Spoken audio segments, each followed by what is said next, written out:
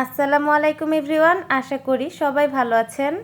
মাত্র 1 কাপ ময়দা দিয়ে তৈরি ভীষণ মজার নাস্তার রেসিপি নিয়ে আপনাদের মাঝে হাজির হয়েছি। আর এই নাস্তাটির বৈশিষ্ট্য হলো খুবই কম তেলে অল্প সময়ে নাস্তাটি তৈরি করে নেওয়া যায়। আশা করছি আজকের রেসিপিটি আপনাদের ভীষণ ভালো লাগবে। তো চলুন রেসিপিটি দেখে নেওয়া যাক। এখানে একটি মিক্সিং বোল নিয়ে নিয়েছি। প্রথমে দিয়ে দিব 1 কাপ ময়দা, আপনারা চাইলে আটাও ব্যবহার করতে পারেন। এখন দিয়ে দিব চিনি। এখানে আমি 1/4 কাপ চিনি ব্যবহার করব। আপনারা আপনাদের স্বাদ অনুযায়ী চিনির পরিমাণটা কমিয়ে বা বাড়িয়েও ব্যবহার করতে পারেন, কিন্তু আমার কাছে মনে হয় 1/4 কাপ চিনিটাই পারফেক্ট। এখন দিব সামান্য পরিমাণে লবণ। এ পর্যায়ে দিয়ে দিব গুঁড়া দুধ। এখানে আমি 1 টেবিল স্পুন গুঁড়া দুধ ব্যবহার করেছি। নাস্তাটি বানানোর জন্য আমি এখানে গোয়ামরি ব্যবহার করব। এখানে আমি 1/2 চা চামচ গোয়ামরি ব্যবহার করেছি। গোয়ামরি দেওয়ার কারণে নাস্তাটির ফ্লেভার অনেক ভালো আসবে। এখন দিব পানি। এখানে আমি রুম টেম্পারেচারে থাকা 1/2 কাপ পানি ব্যবহার করেছি। 1/2 কাপ পানিতে ব্যাটারটা পারফেক্টভাবে তৈরি হয়ে যাবে। ব্যাটারটা তৈরি করার সময় প্রথমে একটু ড্রাই মনে হতে পারে, কিন্তু চিন্তার কোনো কারণ নেই। চিনিটা যখন সম্পূর্ণ গলে যাবে তখন ব্যাটারটা পারফেক্টভাবে তৈরি হয়ে যাবে। এরই মাঝে কিছু কথা। আমার চ্যানেলটিতে যদি নতুন হয়ে থাকেন তাহলে আমার চ্যানেলটি সাবস্ক্রাইব করে পাশে থাকা বেল আইকনটি ক্লিক করে দিন। তাহলে নতুন কোনো রেসিপি আপলোড দেওয়ার সাথে সাথে পৌঁছে যাবে আপনাদের কাছে নোটিফিকেশন। ব্যাটারটা তৈরি করতে করতে চিনিটা কিন্তু সম্পূর্ণ গলে গেছে। ব্যাটারটা এমনভাবে তৈরি করতে হবে যাতে বেশি ঘনও নয় আবার বেশি পাতলাও নয়, এমন একটি ব্যাটার তৈরি করতে হবে।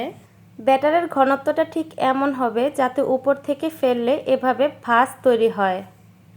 আমার রেসিপিটি যদি খুব ভালোভাবে ফলো করেন তাহলে কিন্তু আপনারাও খুব পারফেক্টভাবে ব্যাটারটি তৈরি করতে পারবেন। ব্যাটার তো রেডি, এবার দেরি না করে নাস্তাগুলো তৈরি করে নিব। নাস্তাটি তৈরি করে নেওয়ার জন্য নিয়ে নিয়েছি রুটি বানানোর তাওয়া। যে তাওয়াতে আমরা রুটি বা পরোটা বানিয়ে থাকি সেই তাওয়াটি এখানে নিয়ে নিয়েছি। দিয়ে দিয়েছি সামান্য পরিমাণে তেল। আমি শুরুতেই বলেছি এই নাস্তাটি তৈরি করার জন্য বেশি পরিমাণ তেলের প্রয়োজন নেই, তাই খুবই সামান্য পরিমাণ তেল দিয়ে দিয়েছি। এবার তেলটা ভালোভাবে কড়াইয়ের চারপাশে ছড়িয়ে দিব। চুলার আঁচটা মিডিয়ামে রেখে তেলটাকে ভালোভাবে গরম করে নিব। এবার একটি চামচের মাধ্যমে কিছুটা ব্যাটার নিয়ে এভাবে গোল করে দিয়ে দিব। আজকে যে নাস্তাটি তৈরি করে দেখাচ্ছি এটা চাইলে আপনারা পিঠাও বলতে পারেন। এটা ঝটপট খুবই কম সময় তৈরি করে নেওয়া যায়। এভাবে এক এক করে অনেকগুলো একসাথে বানিয়ে নেওয়া যায়। কয়েকটি দিয়ে দেওয়ার পর কিছুটা সাইড করে নিব, তারপর আরও কয়েকটি দিয়ে দিব। চুলার আঁচটা কিন্তু অবশ্যই মিডিয়ামে রাখতে হবে। যখন এক পাশে কালার চলে আসবে তখন পিঠাগুলোকে এভাবে উল্টিয়ে দিব। আর পিঠাগুলো ভাজার সময় যে পিঠাগুলো কিছুটা হয়ে আসবে সেগুলোকে সাইড করে কিছুটা জায়গা করে নিব এবং আরও কয়েকটি পিঠা দিয়ে দিব। আপনারা আপনাদের পছন্দ অনুযায়ী ভেজে নেবেন। আমি একসাথে অনেকগুলো পিঠা ভেজে নিয়েছি।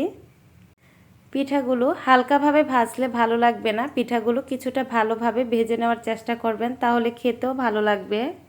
যে পিঠাগুলো প্রথমে দিয়েছিলাম সে পিঠাগুলো অলরেডি হয়ে গেছে। পিঠাগুলোকে এবার নামিয়ে নিব। পিঠাগুলো যে প্লেটে নামাবেন সেখানে অবশ্যই টিস্যু ব্যবহার করবেন, তাহলে পিঠার মধ্যে থাকা এক্সট্রা তেলটাও সেই টিস্যুর মধ্যে চলে যাবে। এক এক করে অনেকগুলো পিঠা ভেজে নিয়েছি। এবার এগুলোকে সাইড করে আরও কিছু পিঠা দিয়ে দিব। 1 কাপ ময়দাতে কিন্তু অনেকগুলো পিঠা হয়েছে। গোয়ামরিটা চাইলে আপনারা নাও ব্যবহার করতে পারেন যদি আপনাদের কাছে ভালো না লাগে, তবে গোয়ামরিটা দিলে আমার কাছে এর টেস্টটা অনেক ভালো লাগে।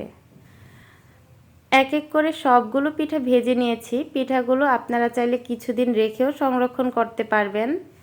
যখন কোনো নাস্তা বানাতে ইচ্ছে করবে না তখন চাইলে বিকেলবেলায় এভাবে পিঠাগুলো ঝটপট তৈরি করে নিতে পারেন। আর এই পিঠাটা তৈরি করতে কিন্তু তেমন ঝামেলা নেই। ছোট বড় সবাই কিন্তু পিঠাটি খুব পছন্দ করবে। পিঠাটি বাসায় অবশ্যই ট্রাই করবেন। আমার চ্যানেলের সেম নামে আমার একটি ফেসবুক পেজ আছে, আপনারা চাইলে আমার পেজটিতে লাইক দিয়ে ফলো করে রাখতে পারেন।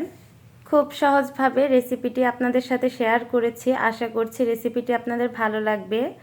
রেসিপিটি যদি ভালো লাগে একটি লাইক দিবেন, কোনো কিছু জানার থাকলে কমেন্ট করে জানাবেন। ভিডিওটি দেখার জন্য অসংখ্য ধন্যবাদ।